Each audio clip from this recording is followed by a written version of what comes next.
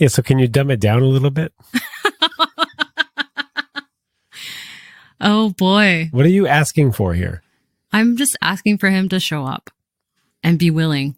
What does that mean?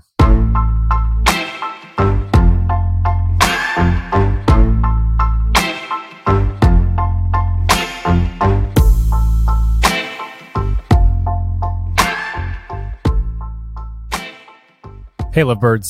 Today, free love advice on getting really clear about what it means to have your needs met, to be able to explicitly describe what you need in your relationship.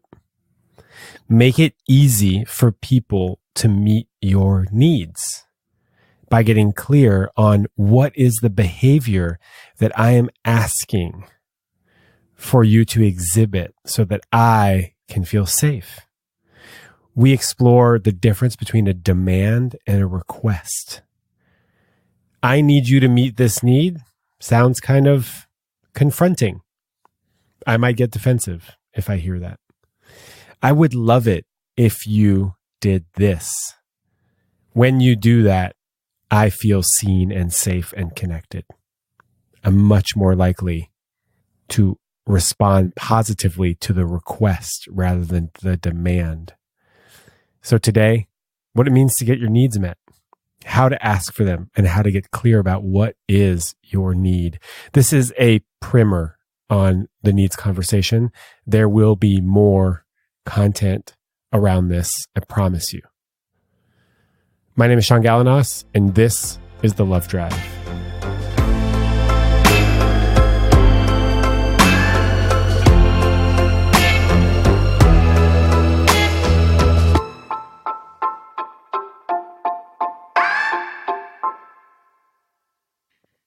Let me know when you're ready. I'm ready. How can I help? Oh, Sean. Well, I'm looking forward to getting some perspective from you on whether or not I should continue exploring with an ex-partner. Oh.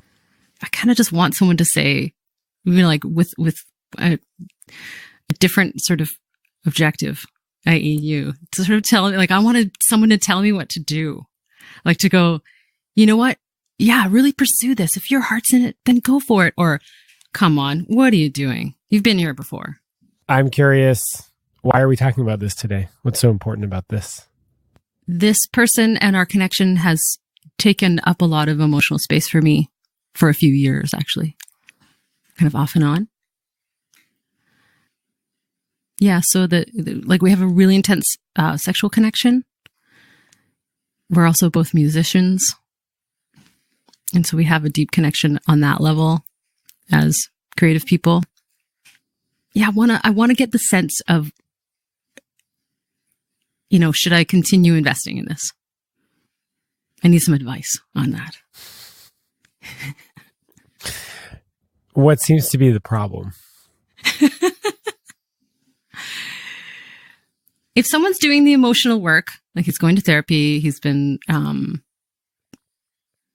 single, like he's been not pursuing sort of that serial monogamy thing, is that enough of a reason to kind of go, oh, okay, well, then things have changed a little bit, and you might be more in a place to open up emotionally. I guess this is the obvious question. Why did it end in the first place?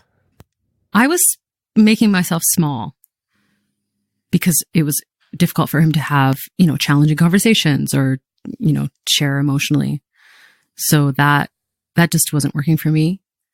And so I broke it off. We've actually dated 2 separate times before. I realized that it wasn't serving me, for me to make myself small in order to accommodate his sort of lack of emotional intelligence at the time, or willingness. So you broke it off because you were making yourself small because he wasn't able to meet your needs for fill in the blank. Emotional intimacy. Okay. And what does that mean to you? I think emotional intimacy takes a certain amount of emotional intelligence and curiosity and willingness. So if there is a sort of a mutual level of curiosity there, I mean, you can be, just the willingness to sort of go deep and have those conversations and explore intimacy that doesn't necessarily have to do with the sexual experience. So how do you want this relationship to be different than the old one? I would like this relationship to be different than the old one by really having a mutual curiosity and openness to exploring various levels of intimacy. Mutual curiosity to exploring multiple levels of intimacy. If I wasn't proficient in that kind of speak, I would have a hard time understanding what that means. Oh, I'm so looking forward to hearing this because I can only imagine. And so here's a bit of insight too that might give you a bit of context. I'm 44 and he's 31. Okay. We have very different life circumstances and backgrounds around relationships and family and stuff. So, he's not proficient in that type of speak. Yeah. So can you dumb it down a little bit? Oh boy. What are you asking for here? I'm just asking for him to show up. What does that mean? And be willing. What does that mean? Yeah. Let's get clear about what are the behaviors that you would like to see that were missing that led you to leave the relationship. And then can we find a way to ask for those behavior modifications in a way that's non-threatening and see how that's received? Oh, you're good. You got to make it easy for people. Oh, thank you. Yeah. I tend to make it hard for myself, I think. Well, yeah. First of all, make it easy on yourself and then make it easy for other people. Okay. So when I say I want him to be willing to show up, it's a need for me. I think really thinking about needs in relationships, that to be with someone who is willing to have difficult conversations. Okay. Are you writing that down? Seems like a good one. So willing to have difficult conversations. Number one. Yeah. Okay. But that's number one. Okay. And honestly, I don't really care where that relationship goes. If it stays, I'm not interested in like a friends with benefits situation. I know that. So, if he's willing to show up and have difficult conversations and then wants to still pursue an emotional, romantic, sexual connection, then I'm all in. And if he's not willing to, or if it's makes more sense for both of us to just go, let's dial it back and just explore this as a friendship. I mean, you could also just start over. Ooh, I never even thought about that. Doesn't have to be all in or just friends. How about a little gray zone? Does that mean being patient? Yes. What's the rush? That's a great question. I'm waiting for an answer.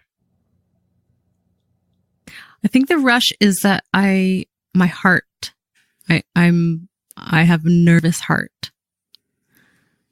Join the club? Yeah. Probably. I feel like the stakes are a little higher recently, only because stress and my health stuff, it's really, really important for me to have a very stress-free life. And I've been working really hard on daily meditation and future self-journaling and major self-care stuff. And so I know that my past experience was really like a heartbroken feeling as a result of that relationship shifting in that way. Shifting in what way? When we broke up. Okay. Yeah. I guess maybe my heart feels impatient. Is there also a part of you that's trying to prevent future heartbreak from happening? Yeah, that's probably what it's about, isn't it? Well, I don't know if that's what it's about, but that seems highly unlikely. Well, that's the self-sabotage part. Like, is this a good distraction from being open to, having a relationship with someone that might be better suited? Oh, this relationship might be a distraction from having another one? Yeah, I don't know. I mean, from what I'm hearing, it sounds like it's at least worth exploring. Right. I'm not sure how you feel about this, but I feel like we have the super, like a cosmic type of connection. I think we're really drawn to each other. Well, you should definitely then never see each other again.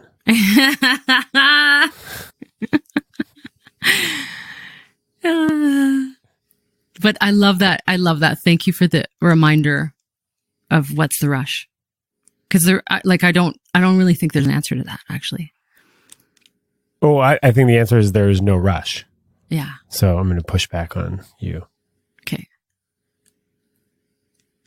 I mean, unless there's like some sort of deadline. There is no deadline. Okay. So now what? Well, it's important to chill the heck out. It's important to be aware when I'm overthinking. I tend to, most people are at ABC and I'm like way down at LMNOP. Do you know what I mean? Yeah, I don't know about most people being at ABC. Oh, really? Do you think we all tend to overthink? No, I didn't say all. Oh, lots? I think so, yeah. Okay, phew. I mean, can we live in the present moment? I mean, that's... Yeah. Did you learn nothing from meditation? Oh, gosh, it's a constant learning. Yeah. It's also a constant bringing you back to the present. Yeah, absolutely. Yeah. And in the present, you have some evaluation to do about whether this person can meet your needs for showing up and being willing. Right. And that doesn't have to happen in the next 24 hours, does it? It doesn't. And how could you possibly evaluate somebody in 24 hours? I mean, this stuff happens slowly over time. Do they show up? Are they willing to repair when they mess up?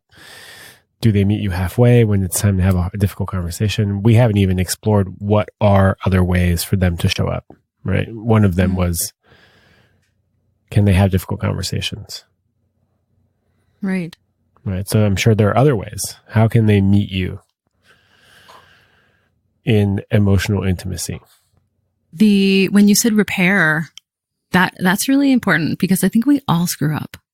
We all make mistakes and we all fall back on old behaviors. But yeah, that willingness to repair. And that is something that I've actually seen when we started speaking again after, I think it was more like 7 or 8 months, actually, Sean. I'm very proud of you. Thank you. I thought you would be. He apologized. And that was a big catalyst for him. At the time, that's when he started doing therapy. So it's tricky because I keep on sort of thinking, okay, well, he needs to do A, B, and C in order for me to feel a certain way. Right. So that I feel a bit uncomfortable with that because that's putting a lot of expectation on him. And also I have my own stuff to be working on. No. Yes, I know it's true. It's hard to believe, but it's not that he needs to do A, B, and C. It's that I would like my partner to do A, B, and C. Okay. And if my partner is unable to do A, B, and C, what does that mean for the future of this relationship? And is A, B, and C realistic? Right. So far, the A, B, and C's would be the willingness to show up and have difficult conversations. That seems pretty realistic. Yeah. Repair. That seems realistic. Okay. Phew. And I think that there's like the autonomy piece around self-care. Like, is he taking care of himself? Right. Like, if I'm going to be with someone, then because I spend so much of my time and energy and emotional, resources, just making sure that I can thrive from day to day. Mm-hmm. And I do expect that from a partner and a friend, anyone who I'm going to be in relationship with. Well, people take care of themselves differently. Yeah. So I mean, the question there would be, has he acted in a way that makes you think that he's not taking care of himself? Not recently, no. In fact, it's been the opposite. Okay. So these all sound fairly realistic. None of these are demands, right? If they show up and are able to do this without you asking, great. That's awesome. Makes it a lot easier. I'm in a relationship like that right now. I don't have to ask for my needs to be met because they're already being met.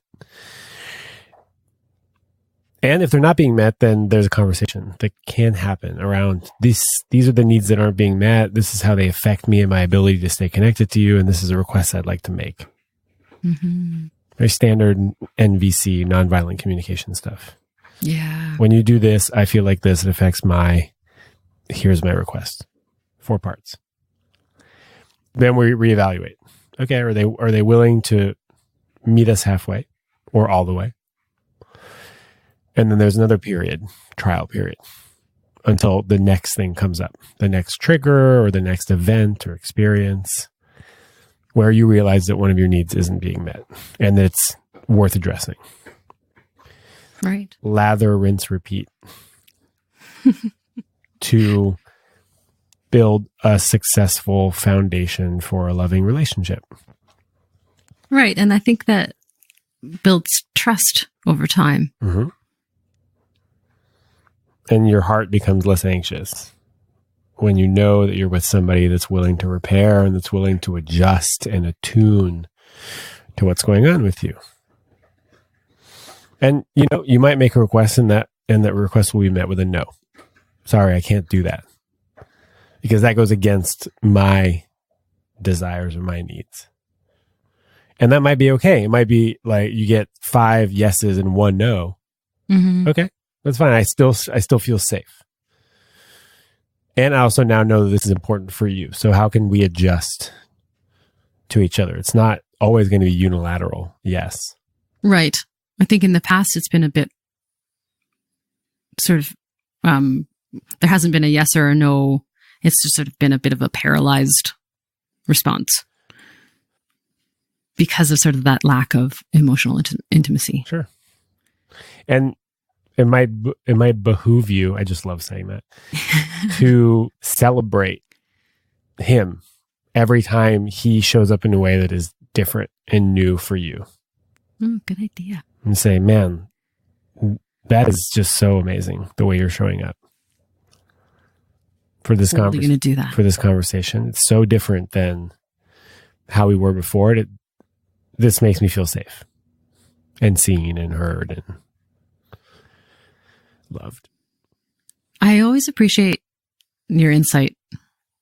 And part of the reason that I've been such a fan and such a supporter of yours is that it's so encouraging to hear, someone who is a man at the age that you are and knowing some of your background and stuff that, you've really done the work and you've really kind of encountered fears and moved through, it seems. And that's inspiring. So thank you. Hey, you're welcome. I blame the stars, by the way. So no, you don't. You're looking for a Virgo with a Cancer moon and a Capricorn rising. Okay, well then we can end this conversation right now. Is that because that's what he is? No. Oh. No, I'm not sure what his moon and his rising is, but he's a Taurus, very grounded for this fishy Pisces. Well, I appreciate that. Thank you for taking the time to say that. And I don't know how to say this next thing without tooting my own horn, but do it. Yeah, toot away. It behooves you to toot your horn, Sean. I'm not your typical man. And it's not fair to assume that the men in your life are going to be able to discuss the stuff that I'm able to discuss. Because this is what I do. Mm-hmm. There's a lot of things I'm not good at that he's probably really good at. This is like my vocation, right? So it's not fair to put people or to expect them to be able to access the language of emotions the way I do. Right. But it can serve as like guiding light or something. So how have you, thank you for that. That's beautiful. And it makes perfect sense. And how have you, as you've navigated relationships, dating, because you have this depth of emotional awareness and willingness and, the ideas around, getting those needs met, but also not having big expectations around partnership. I mean, the reason I ask is because I've been cultivating deep friendships over the last few years as I, been mostly solo and really getting a lot of my emotional needs met there. So it seems to feel a little bit less pressure on the romance piece. You just answered the question that you asked me. Okay. I mean, community. The answer is community, and the answer is intimacy, and it's cultivating that with as many people as possible, different shades of it. And then the needs are less. We don't have to place them all in one person when they're getting met in other ways. This is kind of the work that I've been doing with my therapist for several years now. Here are all your needs. Okay, well, we can try to find someone to meet all of them and pour them, because it's going to be an insane amount of work and unfair to them because they'll never be able to meet them. Or can we find other ways we can get these needs met through various people or different experiences or behaviors, right? Like, the idea is these are the needs that I want. I want them met this way. Here's my manual, study it, meet my needs. Or it's like, okay, well, this need is actually, the need for an example could be, I really want, I'm talking to my partner, I really want you to come home and to cuddle me every night for an hour before we connect or before we talk about our day. That could be kind of hard to meet. Right. And maybe what's underneath that need is I actually need physical closeness. I need human contact. And I don't necessarily need it from my partner, but I think I need it from my partner. So is there another way to get those needs met? Right? Can you get a massage? Can you go to a yoga class that's can you do some contact dance? Can you go to a cuddle party? Right? What can you fill your life with, which will give you human touch so that you don't need to place that demand on your partner? Get your needs met in whatever way is possible. Interconnectedness. Can you hold on real quick? Of course. Roger. Stop. Roger. Stop it with the bone. It's got a new bone. Oh, good, Roger. Okay, so. Okay. What did you learn about yourself today?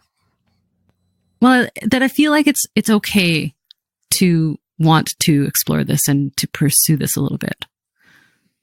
That's a relieving feeling because of some of the needs that we talked about around emotional intimacy. And I also learned that what's the rush, really? Because there is no rush. Yeah, what's the rush? Yeah. And can you outline your needs in a way that someone can understand? And can you help them meet them rather than give them a nebulous goal that is easy to fail at and then say, well, see, I knew you couldn't meet my needs. Right. The work that you need to do is to figure out exactly what your needs are and then to communicate them in a way that other people can understand.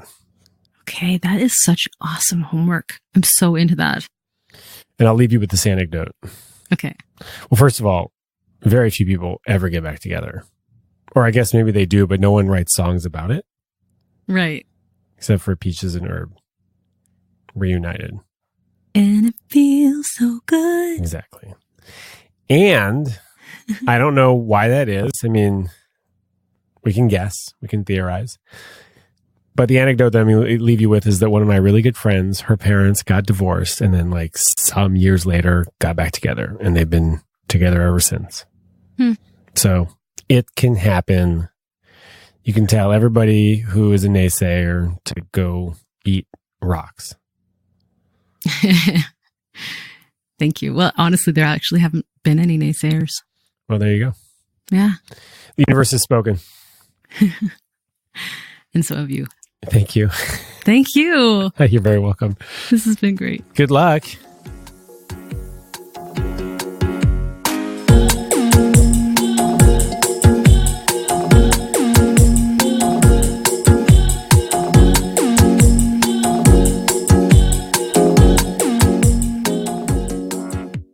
Thanks, Lovebirds. As always, your presence means a lot. It does. I see those download numbers every week. And for the most part, they're up and to the right. And that is awesome because I love this work. And I think it's important for you to get your needs met.